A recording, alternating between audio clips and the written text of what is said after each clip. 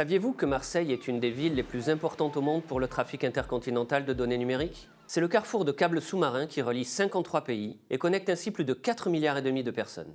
Une grande partie de cette infrastructure numérique rejoint le continent dans le parc naturel des Calanques. Et c'est ce lieu emblématique, au cœur duquel se situe Kedge, que nous avons choisi pour vous parler de l'objectif de développement durable 9, innovation et infrastructure au service des missions de développement durable.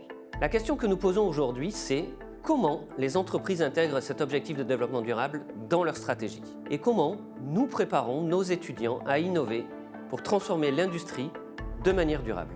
Dans la réalité économique des entreprises, cet objectif soulève plusieurs enjeux importants. Tout d'abord, cela peut passer par l'investissement massif dans des infrastructures durables et résilientes. Ou alors, les entreprises s'engagent à rendre leur processus de production à la fois contributif et circulaire. On peut également penser à mettre en place des innovations pour maintenir leur compétitivité et répondre aux défis environnementaux et sociaux. Il y a une entreprise qui a tout compris, c'est Veja.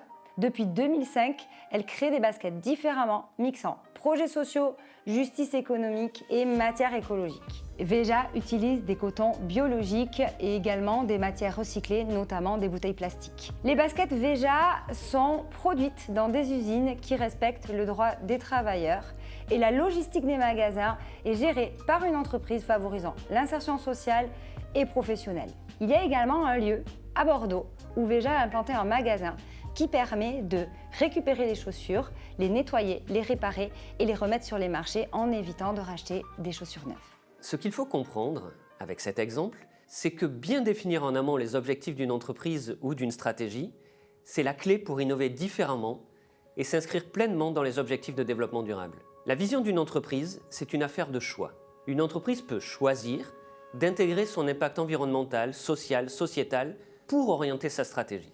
La vision d'une entreprise, ce sont les aspirations, le futur souhaité, ce qu'elle veut créer ou changer.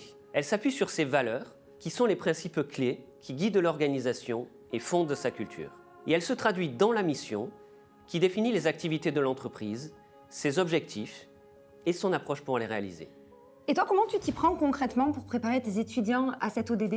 Alors par exemple, j'utilise la méthode des cas. Et ce sont des cas que nous rédigeons nous-mêmes, comme ça on est certain que ça cadre bien avec le contenu du cours. Ça fait des supports pour que les étudiants travaillent en groupe et qu'ils constituent une réflexion commune sur la base de leurs recherches personnelles.